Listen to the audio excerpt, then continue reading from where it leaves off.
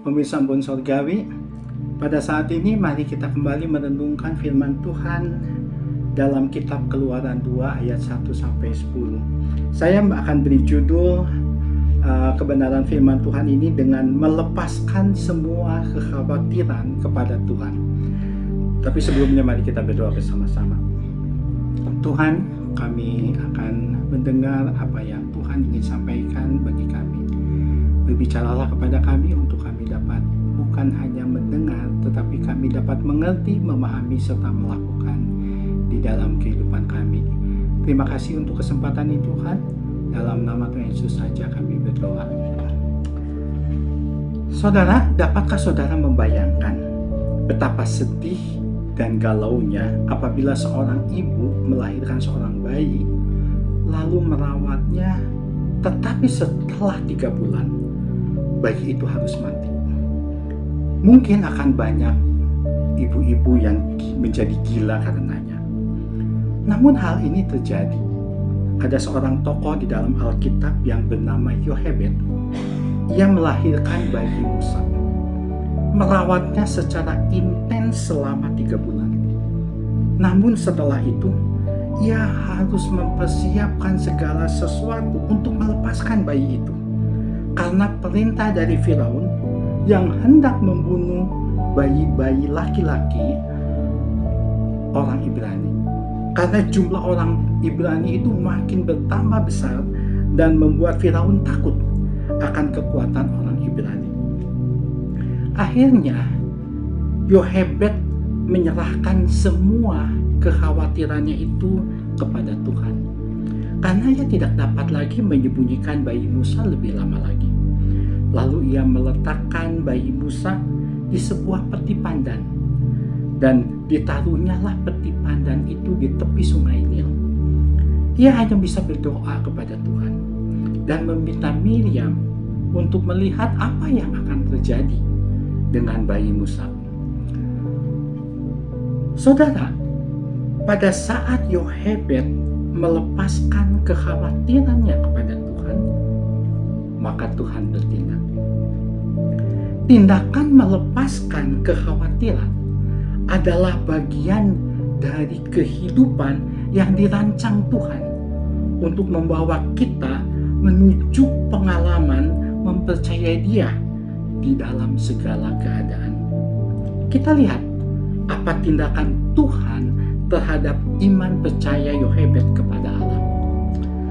Saudara, bukan secara kebetulan kedatangan putri Firaun di tepi sungai Nil yang menaruh belas kasihan melihat bayi Musa. Ayat 6b mengatakan, tentulah ini bayi orang Ibrani. Itu yang dikatakan oleh putri Firaun. Sang putri menyadari bayi itu pasti bayi orang Ibrani. Putri Firaun bisa saja mentaati perintah ayahnya di dalam Keluaran pasal 1 ayat 15 sampai 16 untuk membunuh bayi laki-laki orang Ibrani. Tetapi Allah berencana memelihara bayi Musa melalui belas kasihan putri Firaun. Saudara, bukan kebetulan juga tiba-tiba Miriam memberanikan diri dan meyakinkan sang putri untuk menawarkan seorang inang penyusu dari antara orang Ibrani untuk menyusui bayi Musa.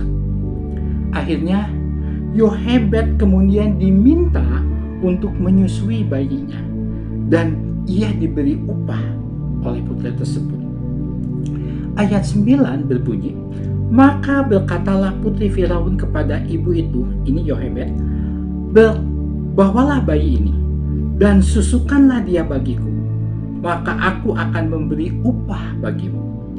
Luar biasa bukan? Hak seorang ibu menyusui bayinya sendiri, membesarkannya, mendidiknya, dikembalikan kepada Yohebed. Bahkan dibayar pula.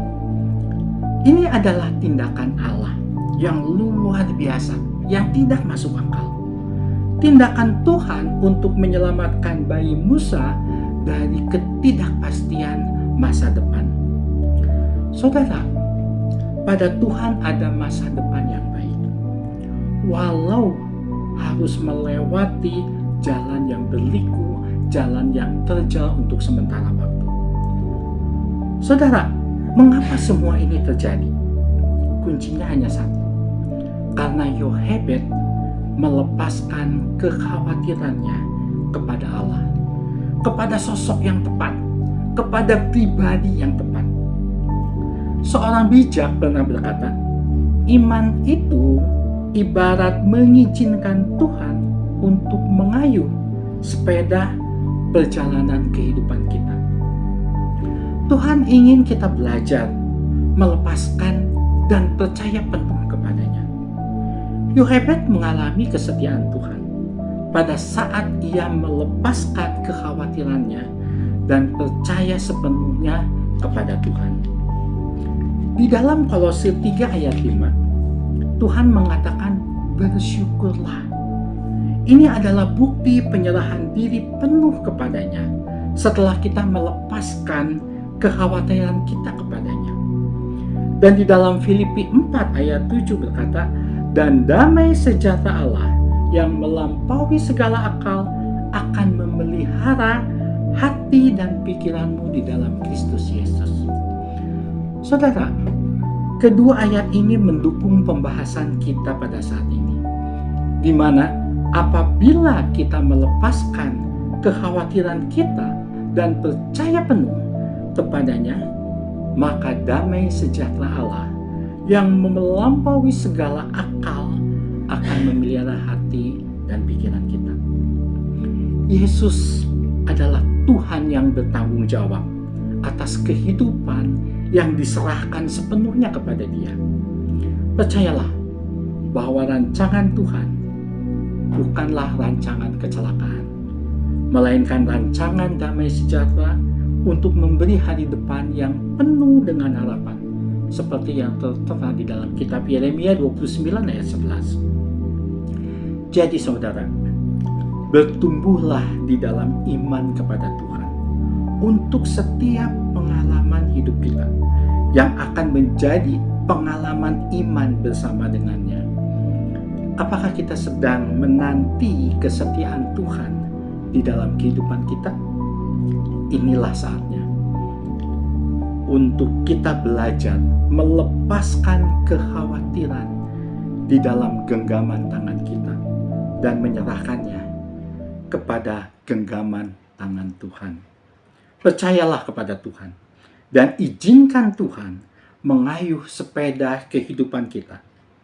Maka kita akan mendapatkan kesetiaan Tuhan di dalam setiap pengalaman kehidupan kita. Amin.